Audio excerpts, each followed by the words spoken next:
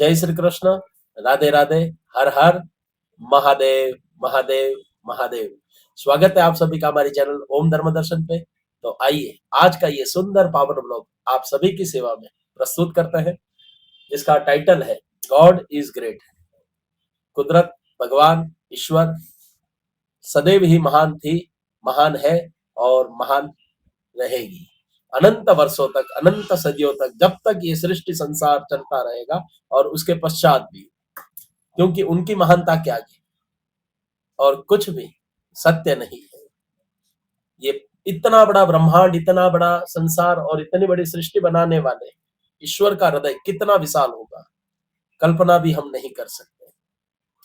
मनुष्य सोचता है मैं जो करता हूं वही सही है। नहीं, हमारे हाथ में सिर्फ और सिर्फ कर्म के अलावा अतिरिक्त हमें और कुछ भी नहीं दिया है। हम कर्म के अधीन हैं।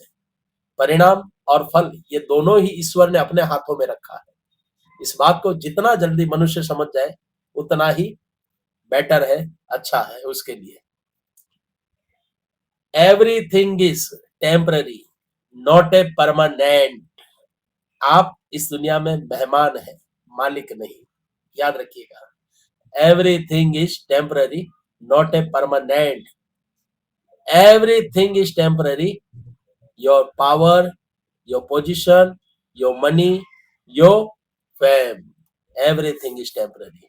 हर एक चीज कुछ समय के लिए ईश्वर ने आपको दी है। Nothing is permanent. Still, always remember, God is great.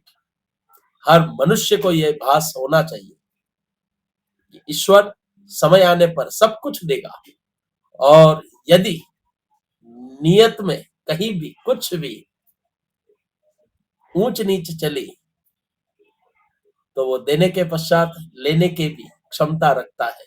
इसीलिए कहा जाता है अच्छे वक्त में कभी अहंकार मत कीजिएगा, क्योंकि अच्छे वक्त में ईश्वर आपको वो शक्तियां देते हैं, वो ताकत देते हैं कि आप अच्छे वक्त में अच्छे से अच्छा कर्म करें। इसलिए ईश्वर आपको अच्छा वक्त देते हैं। अब उस अच्छे वक्त में यदि आप गलत कर्म कर रहे हैं तो समझिएगा सर, वो अच्छा वक्त जाने में समय नहीं लगेगा।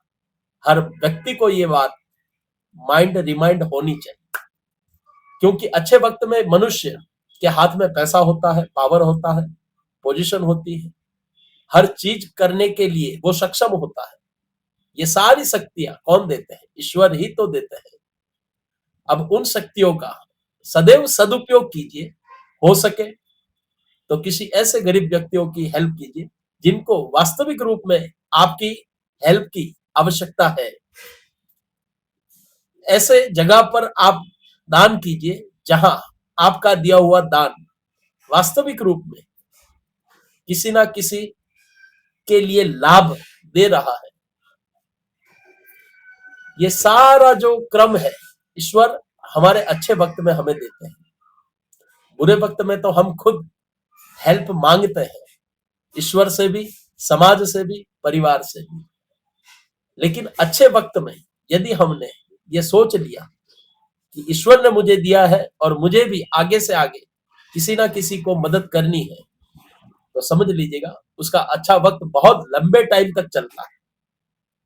और यदि हमने ऐसा सोच लिया नहीं ये हमारा है, हमने प्राप्त किया है, हम किसी को क्यों दें, तो समझिएगा सर पता नहीं किसके भाग्य से किसको क्या मिला है, किसी को पता नहीं। इसलिए जिसके भाग्य के लिए भगवान ने आपको अंतरात्मा में सुझाया है, आपको ऐसा कुछ मन बनाया है कि नहीं मुझे उसकी हेल्प, मन से ऐसी लगन हो जाए कि नहीं मुझे उसकी हेल्प करनी चाहिए, तो ये ईश्वर की आवाज है, किसी के कहने से नहीं या किसी के आदेश पर नहीं। यदि आपकी आत्मा बोल रही है कि नहीं मुझे वास्तविक रूप में उस व्यक्ति की हेल्प करनी चाहिए, तो जरूर से ये आवाज किसी और की नहीं, ये ईश्वर की आवाज है। और उसे गौर से सुनिएगा, समझिएगा और दिल में उतारिएगा, क्योंकि ईश्वर ने कई सिकंदर को यहाँ पैदा भी किया है और दफन भी किया है। करोड़ों की संपदा कमाने वाला व्यक्ति भी साथ में कुछ लेके नहीं गया है, और कुछ न करने वाला या कुछ न कमाने वाला व्यक्ति भी साथ में कुछ नहीं लेके गया है। अंत में यही कहूंगा कि हो सके तो अपने अच्छे वक्त का अच्छा सदुपयोग कीजिएगा, और जो कुछ भी आपके पास भगवान ने शक्तियां दी हो तो शक्तियों का, आपको पैसा दिया है तो पैसों का, आपको पावर दिया है तो पावर का, हर एंगल से आप देखेंगे ईश्वर कहीं ना कहीं विद्यमान है आपके साथ। ईश्वर आपको बारीकी से निरीक्षण करते हैं कि इसके पास इतना कुछ देने के पश्चात ये बंदा क्या कर रहा है। यदि सदुपयोग के राह पर आप निकल चुके हैं तो धन्यवाद, बहुत बहुत धन्यवाद, क्योंकि वो अच्छा वक्त बहुत लंबे टाइम तक आपका टिका रहेगा। यही समझाते हैं हमें हमारे ईश्वर। इसीलिए मैंने ये शब्द कहा, गॉड इज ग्रेट। ईश्वर को समझना है तो अपने अंतर आत्मा से निकलने वाली वो आवाज को समझिएगा। मैं जरूर से कहूंगा, जो आपके दिल में आवाज आ रही है, किसी की मदद के लिए, किसी के आंसू पहुंचने के लिए, या किसी के पास जाकर खड़े होकर उसे सहारा देने के लिए, तो वो आवाज आपके ईश्वर की ही आवाज है। जरूर से उसे फॉलो कीजिएगा। ना हम श्रेष्ठ है, ना हम खास, हम सिर्फ और सिर्फ है, सिर्फ और सिर्फ ईश्वर के दास।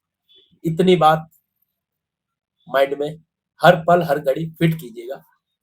आपका दिन, आपका जीवन और आपका समय मंगलमय रहे, इसी कामना के साथ आज का ये सुंदर पावन ब्लॉग आप सभी के सेवा में।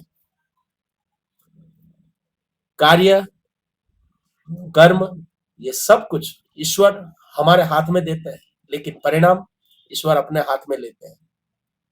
तो ऐसा कर्म कीजिए कि वो दोनों हाथों से खुशियों की बौछार कर दे हर व्यक्ति पर।